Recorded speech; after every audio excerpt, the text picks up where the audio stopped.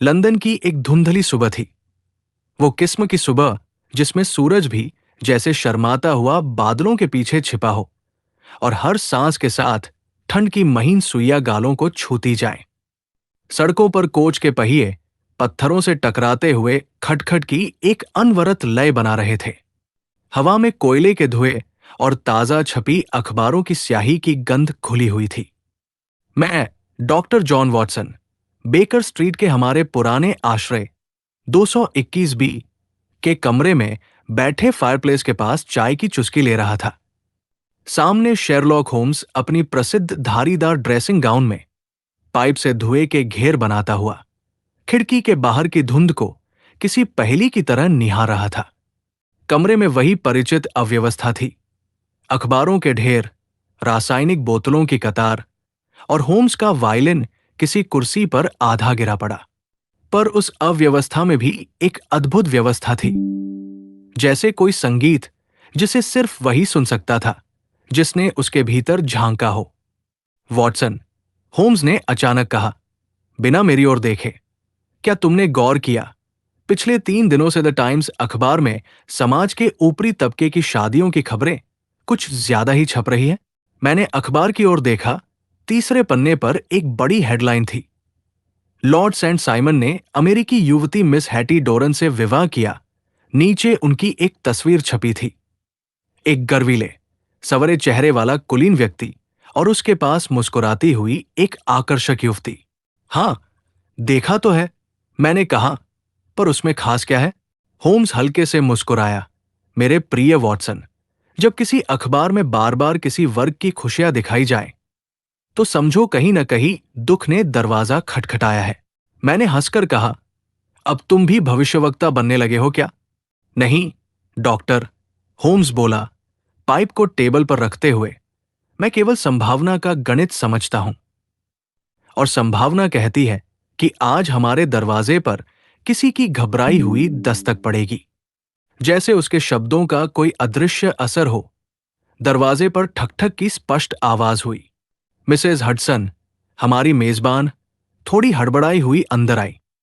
Mister Holmes, एक व्यक्ति आपसे मिलना चाहता है। कहता है उसका नाम लॉर्ड सेंट साइमन है। मैंने अखबार की हेडलाइन की ओर देखा, फिर होम्स की ओर। होम्स के होठों पर वही मुस्कान थी, वो मुस्कान जो आने वाले रहस्य की पूर्वसूचना बन जाती थी। उन्हें अंदर भेजो, उसने कहा और कुर्सी से उठकर अपने कोट की सिलवटें सीधी करने लगा। कुछ ही पलों बाद कमरे में एक लंबा, दुबला-पतला आदमी दाखिल हुआ। उसके चाल-ढाल में अभिजात्य का घमंड और चेहरे पर एक असहज गंभीरता थी। उसने एक नपी-तुली झुकाव के साथ टोपी उतारी और बोला, मिस्टर होम्स, मैं लॉर्ड सेंट साइमन हूं। कृपया बैठिए, होम्स ने सौम्य स्वर में कहा। आपसे मिलकर खुशी हुई। हालांकि मुझे अंदाजा है कि आप आज खुशी में नहीं, किसी उलझन में आए हैं। लॉर्ड सेंट साइमन ने ठंडी सांस ली। मिस्टर होम्स, मुझे अपने जीवन का सबसे बड़ा अपमान झेलना पड़ा है और मैं चाहता हूं कि आप इस रहस्य को सुलझाएं। मैंने गौर किया, उसकी आवाज में दर्द से ज्यादा अहंकार झलक रहा था।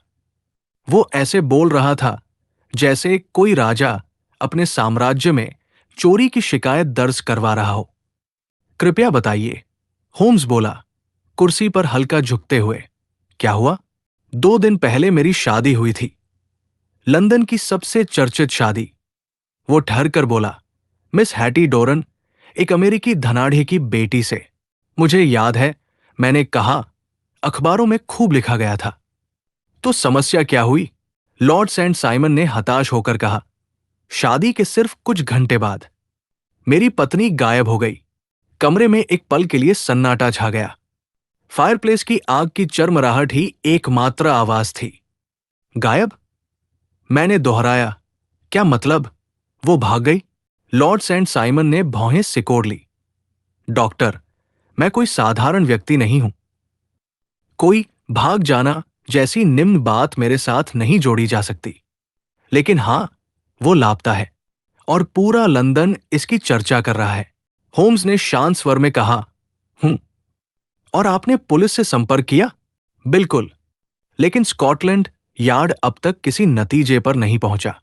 उन्होंने बस इतना कहा, महोदय, शायद मिसेज सेंट साइमन को किसी ने बहकाया है। उसने ठंडी हंसी हंसी, मानो कोई इस वर्ग की स्त्री को बहका सकता हो।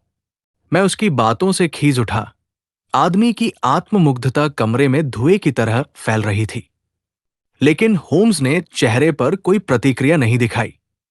वो बस धीरे धीरे अपनी पाइप में तंबाकू भरने लगा। आप बताइए, लॉर्ड सेंट साइमन, वो बोला, आपकी पत्नी आखिरी बार कहाँ और कब देखी गई? शादी के बाद, मेहमानों के बीच। चर्च से निकलने के बाद हमने सेंट्रल होटल में रिसेप्शन रखा था। वहां सब कुछ सामान्य था।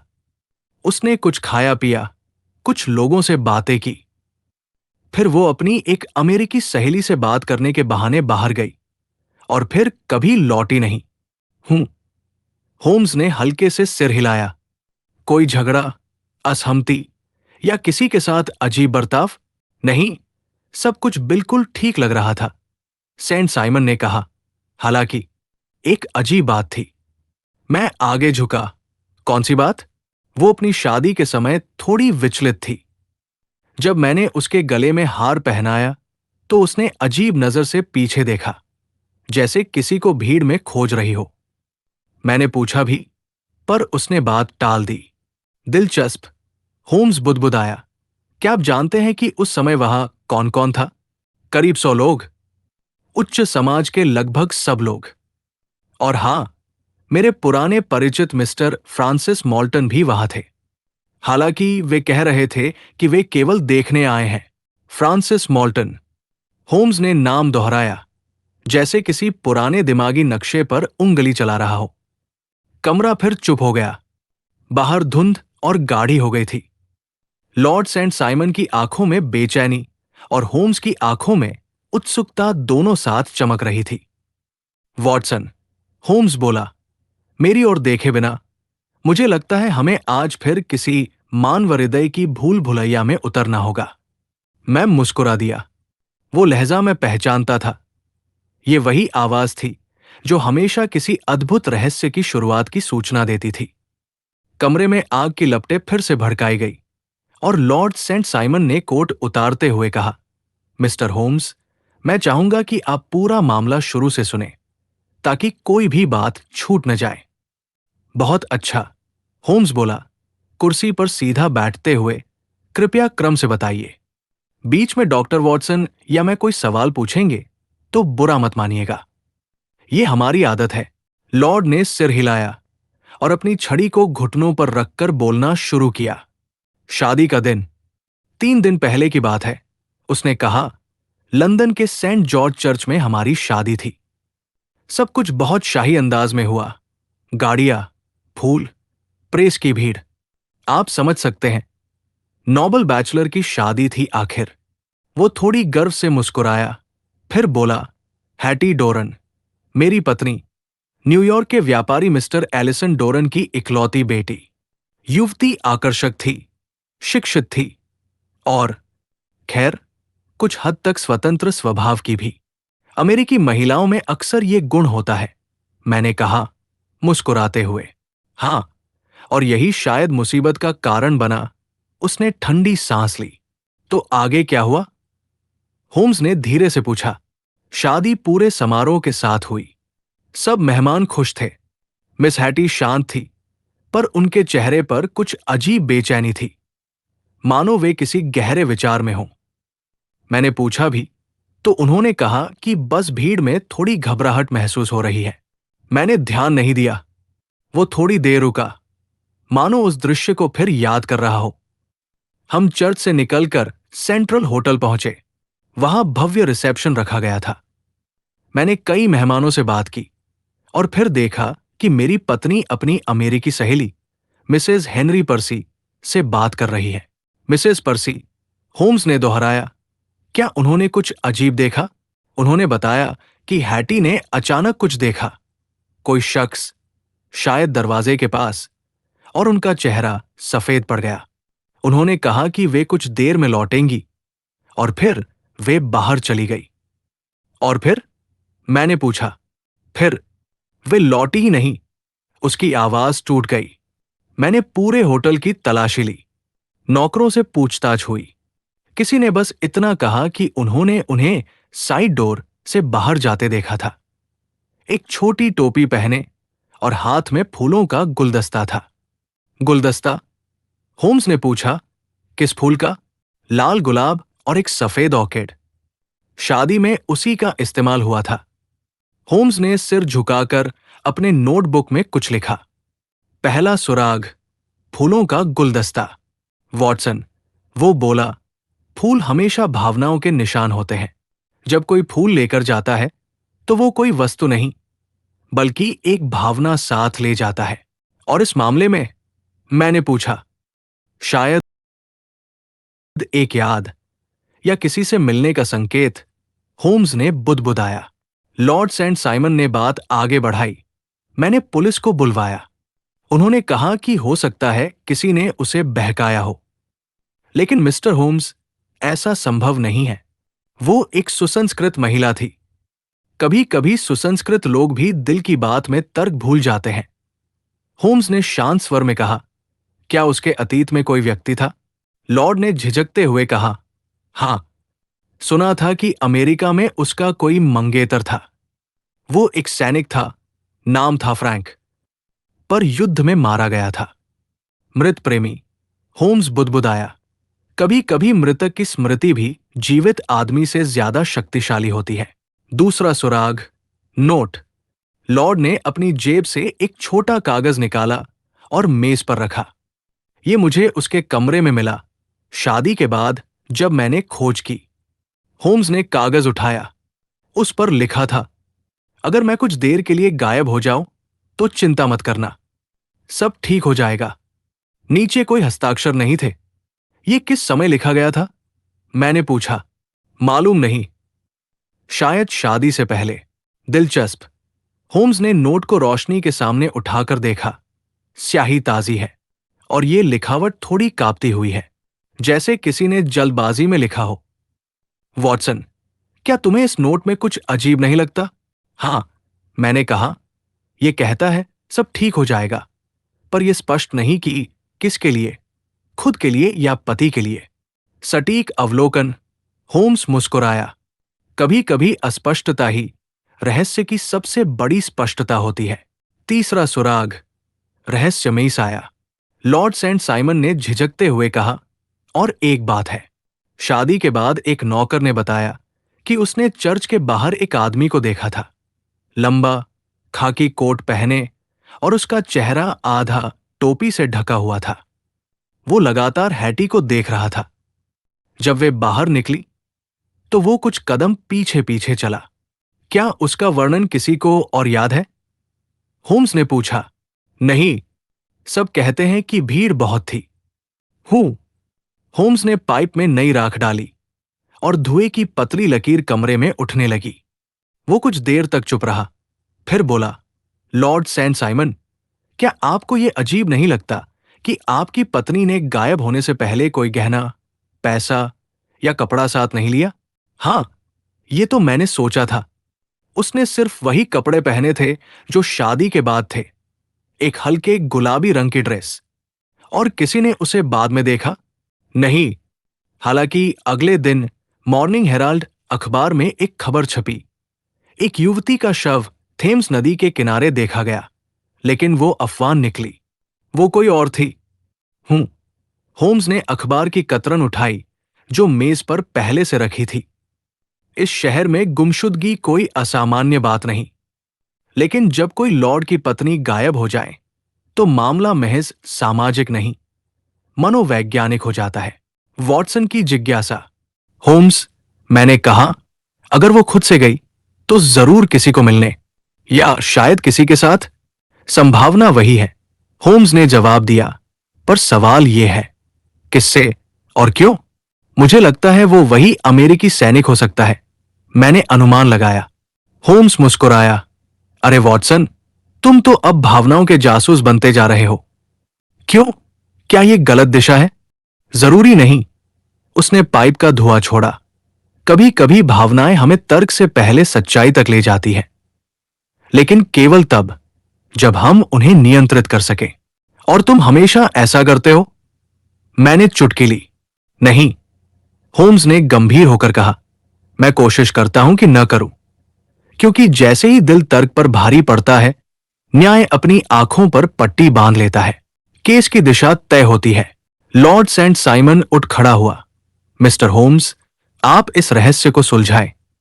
मैं अपने नाम और मान की रक्षा चाहता हूं।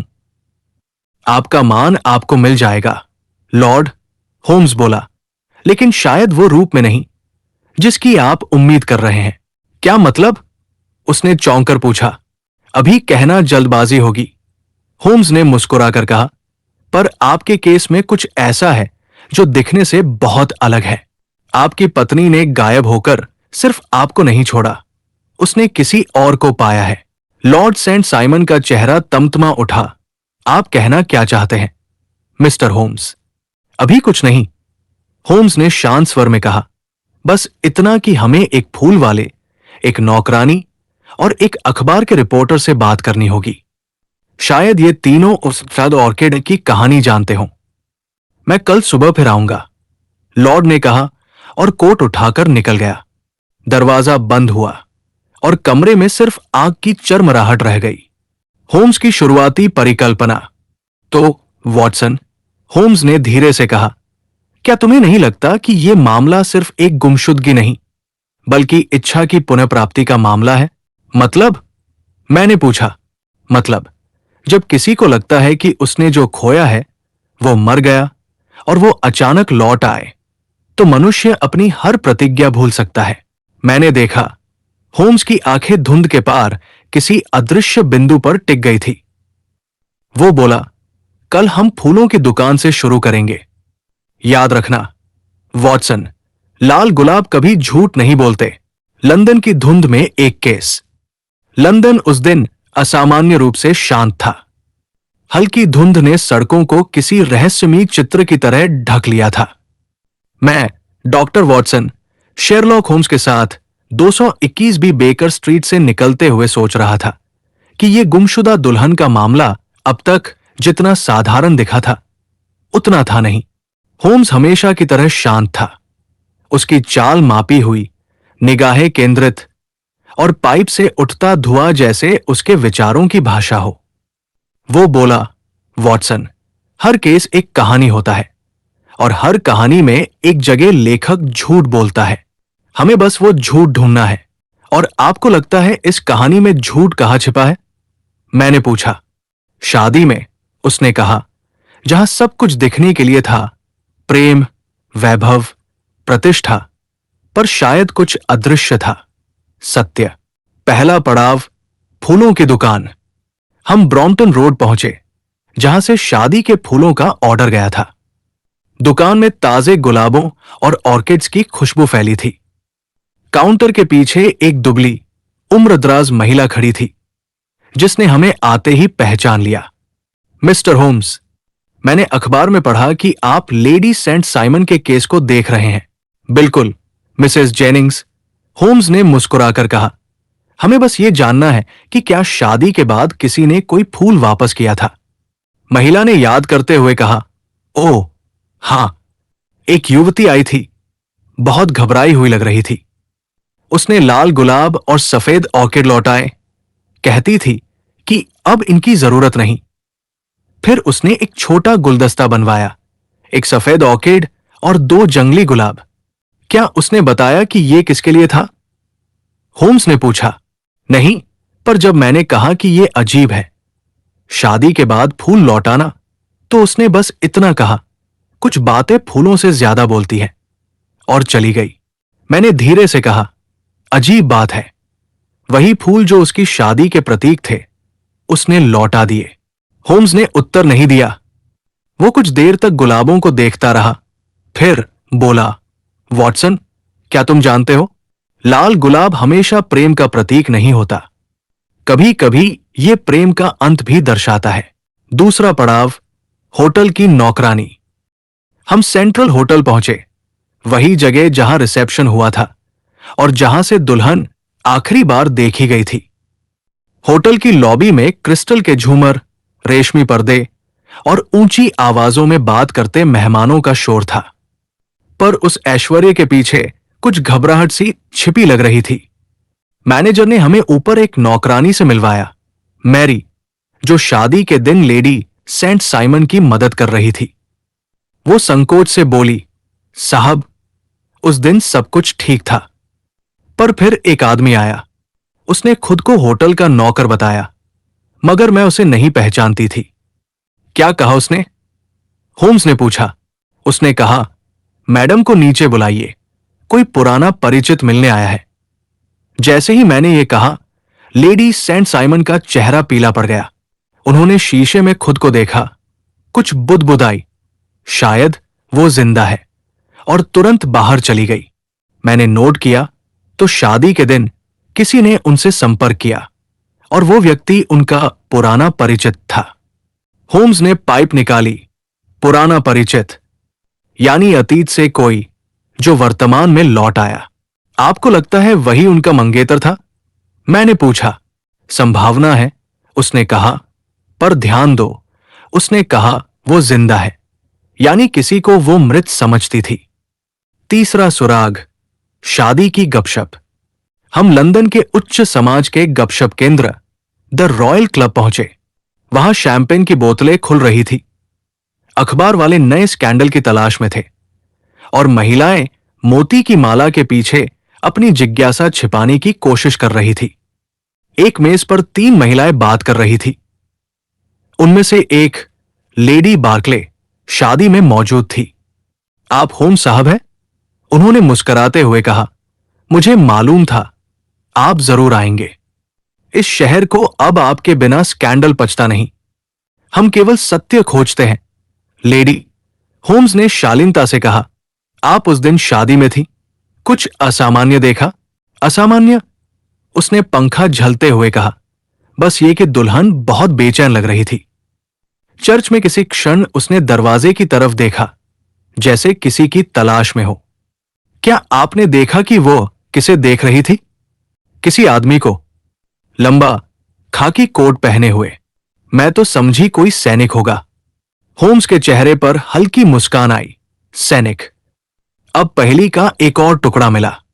और हां, लेडी बार्कले ने कहा, शादी के बाद मैं होटल में थी। वहां एक अमेरिकी महिला, मिसेस पर्सी, बहुत परेशान लग रही थी। कह रही थी कि हैटी ने मुझे एक नोट दिया था, पर अब वो नोट खो गया। क्या लिखा था उसमें? मैंने उत्सुकता से पूछा। वो बोली, अगर मैं थोड़ी देर के लिए चली जाऊं तो चिंता मत करना, सब ठीक हो जाएगा।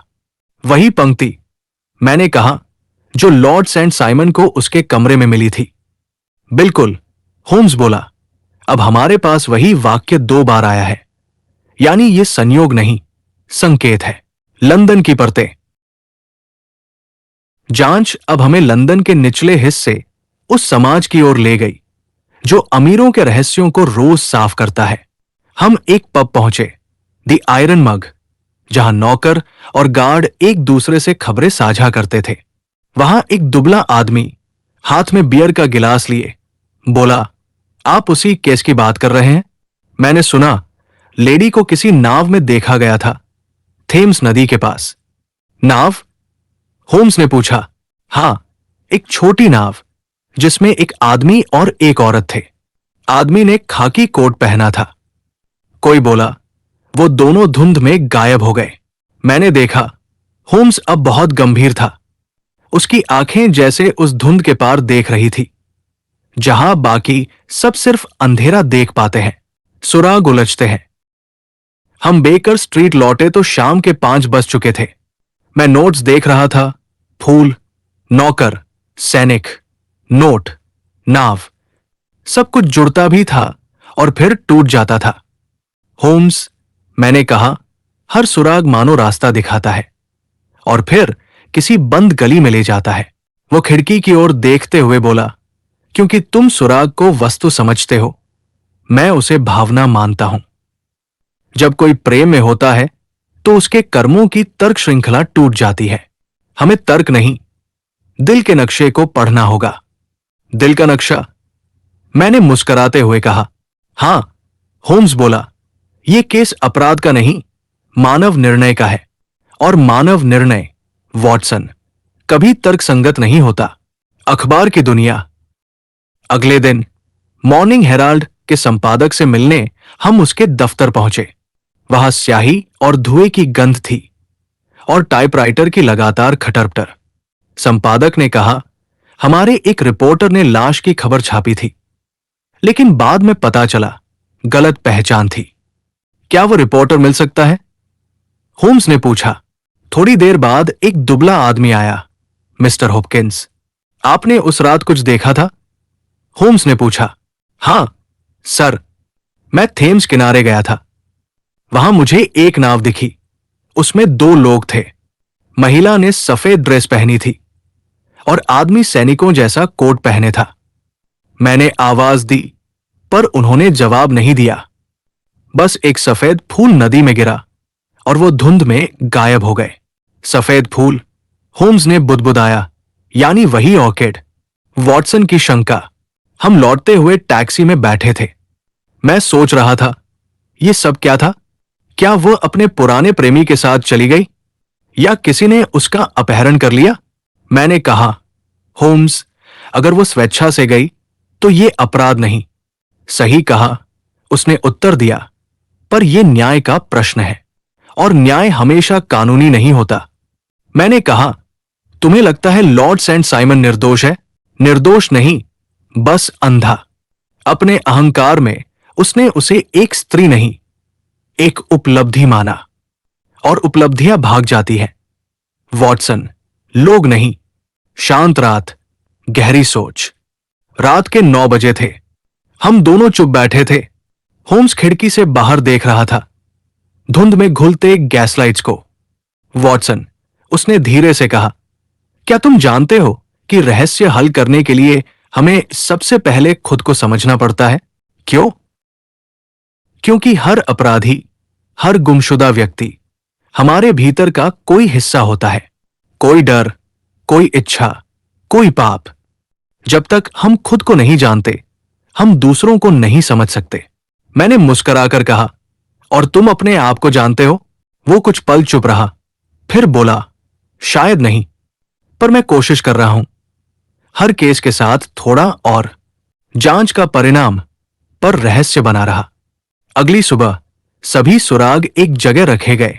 फूलों की दुकान, नौकर की गवाही, महिला का नोट, नदी का दृश्य। सब कुछ एक कहानी कहता था, पर उसका अंत गायब था। होम्स ने कहा, वॉटसन, अगर तुम इन सबको जोड़ो तो एक कहानी बनती है। एक महिला जो शादी करती है, पर उसी दिन अपने अतीत से मिलती है। वो सब छोड़कर चली जाती है और दुनिया उसे गुमशुदा कहती है। लेकिन मुझे लगता है वो कहीं गई नहीं, वो लौटी है। लौटी? मैंने पूछा। हां, उसने कहा, जिस जगह से भावनाएं शुरू होती हैं, वहां से कोई दूर नहीं जा सकता, बस छिप सकता है। वो उठा और बोला, अब वक्त है इस केस को खत्म करने का। कल सुबह हम वहां जाएंगे जहां सब कुछ शुरू हुआ, थेम्स नदी के किनारे। रात गहरी थी। बाहर धुंध में गैसलाइट्स बुझते जा रहे थे और होम्स ने धीरे से कहा, वॉटसन, मुझे यकीन है जब सच्चाई सामने आएगी तो कोई अपराधी नहीं होगा, सिर्फ इंसान होंगे जो बस प्यार करने की कोशिश में भूल कर बैठे। सुबह की धुंध अभी पूरी तरह छंटी नहीं थी। बेकर स्ट्रीट के बाहर से घोड़ों की गाड़ियों की खड़खड़ाहट सुनाई दे रही थी। मैं पर्दे के पीछे से झांक रहा था और होम्स अपनी आदत के अनुसार चाय की जगह पाइप के साथ बैठा था। उसके सामने वही पुरानी फाइल खुली थी, the case of the vanished bride.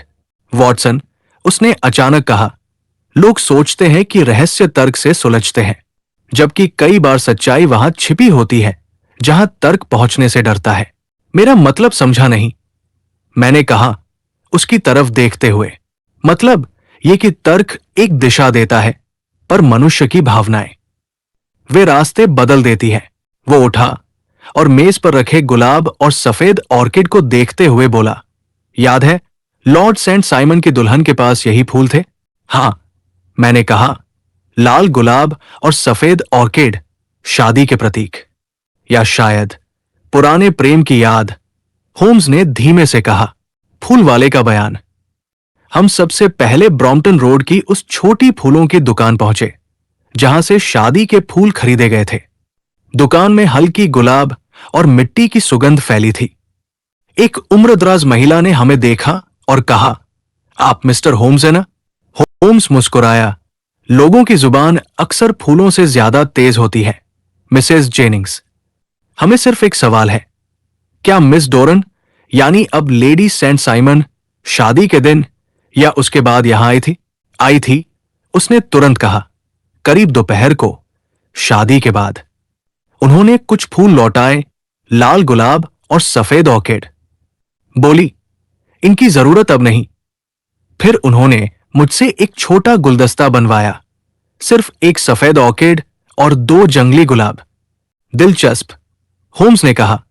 क्या उन्होंने कुछ कहा कि वो गुलदस्ता किसके लिए था? बस इतना कहा कि किसी पुराने दोस्त को देना है। होम्स ने वॉटसन की तरफ देखा। उसकी आंखों में वही चमक लौट आई थी जो हर केस के समाधान से पहले होती थी। वॉटसन, ये शब्द साधारण लगते हैं, पर इनमें पूरा रहस्य छिपा है। एक दुल्हन जिसने शादी के दिन अपने ही फूल लौटाए, वो अपने वर्तमान से नहीं, अपने अतीत से मिल रही थी। दूसरा सुराग, होटल की नौकरानी।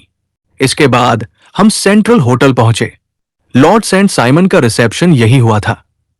एक युवा नौकरानी, मैरी, ने हमें बताया, साहब, उस दिन मैं ही कमरे में थी जब मिसेस सेंट साइमन तैयार हो रही थी। कोई आदमी दरवाजे पर आया था, होटल का नौकर जैसा, पर मैंने उसे पहले कभी नहीं देखा। उसने क्या कहा? होम्स ने पूछा। उसने कहा कि मैडम को नीचे बुलाइए, कोई पुराना परिचित मिलने आया है। मिस हैटी ने यह सुनते ही घबराकर शीशे में खुद को देखा। कुछ बुदबुदाई, शायद वो जिंदा है, और बिना कुछ कहे बाहर चली गई। वो जिंदा है, होम्स ने दोहराया। यानी वो व्यक्ति जिसे वो मृत समझती थी अचानक लौट आया। मैंने कहा, तो वो वही सैनिक होगा, फ्रैंक, जिसने अमेरिका में उनसे शादी का वादा किया था। ठीक अनुमान, होम्स ने कहा, लेकिन अभी पुष्ट नहीं हुआ है। तीसरा सुराग, अखबार का रिपोर्टर। हमारी अगली मुलाकात मॉर्निंग हेराल्ड के रिपोर्टर मिस्टर होपकिंस से हुई, वही जिसने नदी के किनारे मिली लाश की खबर छापी थी। मिस्टर होपकिंस, होम्स ने कहा, आपने लाश का जिक्र किया था। वो कहां मिली थी? चेल्सी ब्रिज के पास, सर। लेकिन बाद में पुलिस ने कहा कि वो कोई कामकाजी महिला थी, शादी से असंबंधित। हां, मगर उसी रात मैंने एक और चीज देखी थी। क्या? मैंने पूछा। थेम्स के किनारे एक छोटी नाव थी और उस पर एक औरत और एक आदमी बैठे थे। आदमी ने सैनिकों जैसा खाकी कोट पहना था, और जब मैंने आवाज दी तो वे धुंध में गायब हो गए। किस समय? होम्स ने पूछा। करीब 9 बजे रात। होम्स ने धीरे से सिर हिलाया। वॉटसन, ये अब रहस्य नहीं रहा। अब ये प्रेम की पुनर्मिलन कथा है, जिसमें झूठ सिर्फ समाज का है, व्यक्ति का नहीं। बेकर स्ट्रीट पर लौटना। शाम को हम लौटे तो होम्स ने फाइल बंद की और बोला, वॉटसन, अब हमें एक आखिरी जगह जाना है। बैटरसी के पास एक साधारण घर। वहां कोई है जो बहुत कुछ छिपा रहा है। कौन? मैंने पूछा। वही महिला जिसने होटल की नौकरानी को फूल भेजे थे, यानी लेडी सेंट साइमन्सवया। सामना। घर छोटा था, पर अंदर साफ सुथरा और गर्माहट भरा। दरवाजा खोलने आई वही थी, हैटी डोरन, यानी लापता दुल्हन। वो सफेद सादी पोशाक में थी, चेहरे पर थकान और आंखों में शांति थी। आप मिस्टर होम्स होंगे, उसने कहा। मुझे पता था, आप मुझे ढूंढ ही लेंगे। ढूंढना नहीं, समझना था, होम्स ने कहा, क्योंकि गुमशुदा शरीर से ज्यादा कठिन होता है गुमशुदा आत्मा को समझना। वो मुस्कुराई। मुझे लगता है आप सब कुछ जान चुके हैं, इतना कि आपके लिए कुछ छिपाना अनुचित होगा। होम्स बोला, आपके पति का नाम फ्रैंक था, है ना? हां, उसकी आवाज कांप गई। Frank Milton. हम अमेरिका में मंगेतर थे। युद्ध में वो लापता हो गया और सबने कहा कि वो मर गया। मैंने महीनों इंतजार किया। फिर पिता के दबाव में इंग्लैंड आई और लॉर्ड सेंट साइमन से शादी के लिए तैयार हो गई। पर जिस दिन शादी हुई उसी सुबह फ्रैंक मेरे होटल पहुंचा, जिंदा, और आपने सब छोड़ दिया। मैंने कहा, क्या आप मुझे दोषी समझते हैं डॉक्टर? उसने पूछा। मैं चुप रहा, पर होम्स ने कहा, नहीं, मैं आपको सिर्फ मानव समझता हूं। और मनुष्य कभी कभी अपने दिल के न्याय को समाज के न्याय से ऊंचा मान लेता है। सैनिक का आगमन। तभी अंदर से एक भारी आवाज आई, हैटी, सब ठीक है? एक लंबा, मजबूत व्यक्ति कमरे में आया। चेहरा झुलसा हुआ, पर आंखों में सच्चाई थी। उसने होम्स की ओर देखा। मैं फ्रैंक मिल्टन हूं, सर। मुझे माफ कीजिए, हमने छिपने की कोशिश नहीं की, बस शांति चाहिए थी। होम्स ने कहा, तुम्हारी ईमानदारी ही तुम्हारी ढाल है, मिस्टर मिल्टन। पर एक बात समझो, सच्चाई जितनी देर तक छिपाई जाती है उतनी ही अधिक दर्दनाक बनती है। फ्रैंक ने कहा, मैंने सोचा था मरे हुए से लौटना किसी का नुकसान नहीं करेगा, पर अब समझा हूं कि जिंदा होने का बोझ भी कभी कभी मरने से भारी होता है। लॉर्ड सेंट साइमन का आगमन। अचानक दरवाजा खुला। नौकर ने बताया कि लॉर्ड सेंट साइमन आए हैं। वो अंदर आए, चेहरा कठोर, आंखों में अपमान की जलन। तो आप यही छिपी थी, उन्होंने कहा। और आप, मिस्टर होम्स, मुझे ये तमाशा दिखाने लाए हैं? होम्स ने शांत स्वर में कहा, नहीं लॉर्ड, मैं आपको तमाशा नहीं, सत्य दिखाने लाया हूं।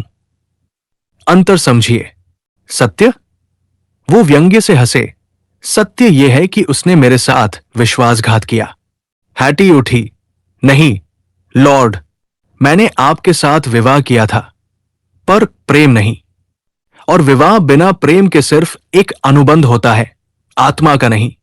आप एक नारी हैं, आपको मर्यादा रखनी चाहिए थी। सेंट साइमन गरजे। मर्यादा? होम्स ने बीच में कहा, लॉर्ड, क्या आपने कभी सोचा कि एक स्त्री की मर्यादा उसकी स्वतंत्र इच्छा में भी हो सकती है? कमरे में सन्नाटा छा गया। होम्स का निष्कर्ष। लॉर्ड, होम्स ने कहा, यह पूरा मामला गायब हुई दुल्हन का नहीं, बल्कि लौटी हुई आत्मा का है। वो किसी के साथ भागी नहीं, वो अपने सच्चे अस्तित्व की ओर लौटी। आप मुझे नीचा दिखा रहे हैं, लॉर्ड ने कहा। नहीं, होम्स ने शांत स्वर में कहा, आपका अपमान किसी ने नहीं किया, बस आपकी अपेक्षाएं टूट गई। और जब अपेक्षाएं गिरती है तो अहंकार उसे अपमान कह देता है। लॉर्ड सेंट साइमन कुछ पल चुप रहे, फिर भारी सांस लेकर बोले, शायद आप सही हैं मिस्टर होम्स। मैंने उसे कभी समझा ही नहीं, बस अपना टाइटल जोड़ दिया उसके नाम के आगे। वो बाहर निकल गए और उनके कदमों की आवाज दूर तक गूंजती रही। अंतिम चिंतन। हम वापस बेकर स्ट्रीट लौटे। होम्स खिड़की के पास खड़ा था। बाहर हल्की बारिश हो रही थी। मैंने कहा, होम्स, तुमने इस केस को सिर्फ बुद्धि से नहीं, दिल से भी हल किया। वो मुस्कुराया। वॉटसन, अगर सिर्फ दिमाग से रहस्य सुलझते तो दुनिया में कोई कवि नहीं होता, कोई प्रेम नहीं होता। पर मनुष्य के दिल में जो उलझन है वही सबसे बड़ा केस है। मैंने पूछा, तो क्या तुम ये केस सफल मानते हो? पूरी तरह नहीं, उसने कहा, क्योंकि न्याय हुआ है, लेकिन समाज उसे कभी स्वीकार नहीं करेगा। पर एक बात पक्की है, लॉर्ड सेंट साइमन आज से थोड़ा बेहतर आदमी बनेगा। और तुम? वो पाइप जलाते हुए बोला, मैंने फिर सीखा है कि तर्क की अपनी सीमा होती है और उसके पार एक ऐसी भूमि है जहां सिर्फ भावनाएं शासन करती है। वहीं से मनुष्य शुरू होता है और वही रहस्य खत्म। बारिश थम गई थी। सड़क पर दूर एक फूल वाला लाल गुलाब बेच रहा था। होम्स ने खिड़की से बाहर देखते हुए कहा, देखो वॉटसन, लाल गुलाब अब भी झूठ नहीं बोलते। शाम ढल चुकी थी। बेकर स्ट्रीट की खिड़कियों से सुनहरी रोशनी भीतर गिर रही थी। होम्स, वॉटसन और लॉर्ड सेंट साइमन आग के पास बैठे थे। चुप्पी ऐसी थी जैसे कोई भारी पर्दा अभी अभी गिरा हो। लॉर्ड सेंट साइमन का चेहरा सूख चुका था। उसकी आंखों में गुस्सा नहीं, बस किसी गहरी थकान का साया था। तो ये सच है? उसने धीमी आवाज में कहा। हां, होम्स ने शांत स्वर में उत्तर दिया। वो उसी आदमी के पास गई, अपने तथाकथित मृत मंगेतर के पास। वो आदमी मृत नहीं था, लॉर्ड, होम्स बोला, बल्कि युद्ध से लौट आया था। उसने उसे देखा और बाकी सब धुंधला पड़ गया। और मैं? लॉर्ड की आवाज कांप उठी। मैं क्या था उसके लिए? होम्स ने उसकी आंखों में देखा। कभी कभी, लॉर्ड, दिल के सौदे दिमाग के सौदों से बड़े होते हैं, और दुर्भाग्य से आप तर्क के प्रतीक थे, जबकि वो प्रेम की भाषा समझती थी। लॉर्ड ने अपनी छड़ी कसकर पकड़ी। उसने मेरा अपमान किया है, वॉटसन ने धीरे से कहा। शायद नहीं, लॉर्ड, उसने बस अपने दिल की बात सुनी। दिल? लॉर्ड ने हंसकर कहा। दिल कोई तर्क नहीं जानता, डॉक्टर। सही कहा, होम्स ने पाइप भरते हुए कहा। और यही कारण है कि इंसान कभी पूरी तरह समझा नहीं जा सकता। प्रेम वो एकमात्र अपराध है जिसे कानून भी परिभाषित नहीं कर सका। वॉटसन उसकी ओर देखता रहा। धुएं में डूबा वो आदमी जो दुनिया की सबसे जटिल पहेलियां सुलझा लेता था, अब किसी गहरी दार्शनिक शांति में था। मामले की परतें खुलती हैं। तो आपने उन्हें कहां पाया? वॉटसन ने पूछा।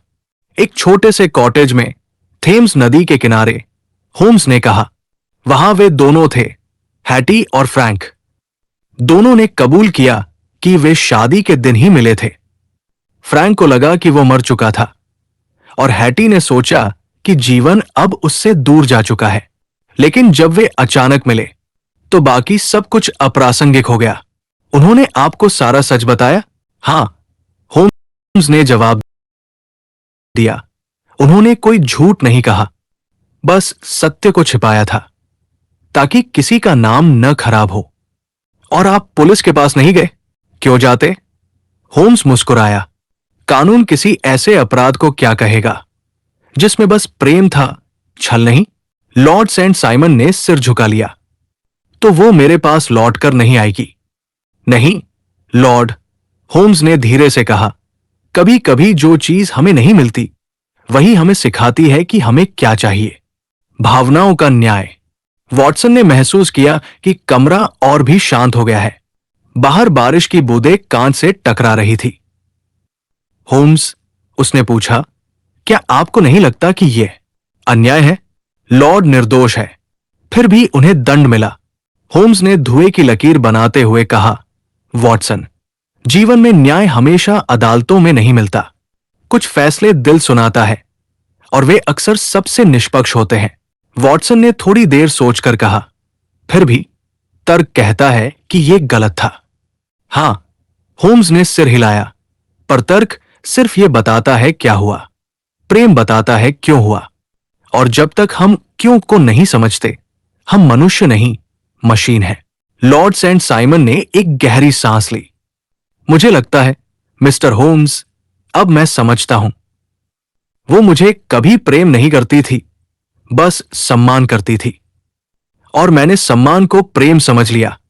आप अकेले नहीं हैं जिन्होंने ये गलती की, होम्स ने कहा। पूरी दुनिया हर दिन यही गलती करती है। होम्स का दार्शनिक चिंतन। थोड़ी देर बाद लॉर्ड सेंट साइमन चला गया। दरवाजा बंद होते ही वॉटसन ने राहत की सांस ली। अजीब मामला था, उसने कहा। नहीं, वॉटसन, होम्स बोला, यह सबसे मानवीय मामला था। मानवीय? हां, सोचो, किसी ने किसी और के लिए सब कुछ छोड़ दिया। कोई लाभ नहीं, कोई योजना नहीं, बस प्रेम की एक सच्ची प्रतिक्रिया। अगर तुम इसे मानवीय नहीं कहते, तो और क्या? वॉटसन मुस्कुराया। फिर भी तुम्हें देखकर हैरानी होती है।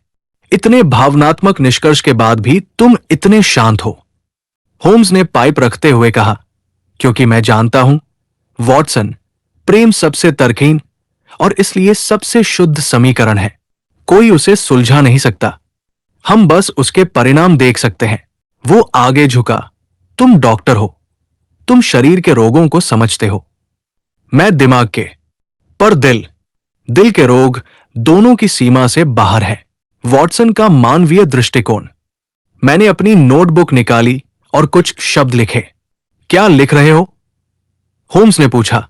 तुम्हारे बारे में, मैंने मुस्कुराकर कहा, कि शेरलॉक होम्स, जो दुनिया की हर तर्कसंगत पहेली सुलझा सकता है, वो भी प्रेम के आगे सिर झुका देता है। झुकना नहीं, होम्स ने कहा, स्वीकारना। और क्या फर्क है? मैंने पूछा।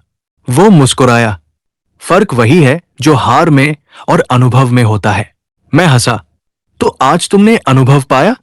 हर केस में कुछ नया सीखता हूं, वॉटसन, उसने कहा। आज मैंने सीखा कि कभी कभी इंसान की सच्चाई उसके तर्क में नहीं, उसके मौन में छिपी होती है। अंतिम शब्द। बाहर बारिश थम चुकी थी। सड़क पर गैस लैंपों की रोशनी टिमटिमा रही थी। मैंने नोटबुक बंद की और बोला, यह केस मैं नोबल बैचलर का रहस्य नाम से दर्ज करूंगा। जैसा चाहो, होम्स ने कहा। बस ये मत भूलना कि यह रहस्य किसी अपराध का नहीं, एक प्रेम का था। मैंने हंसते हुए कहा, तुम्हारे केसों में अपराधी अक्सर इंसानियत के सबसे सुंदर पहलू दिखा जाते हैं।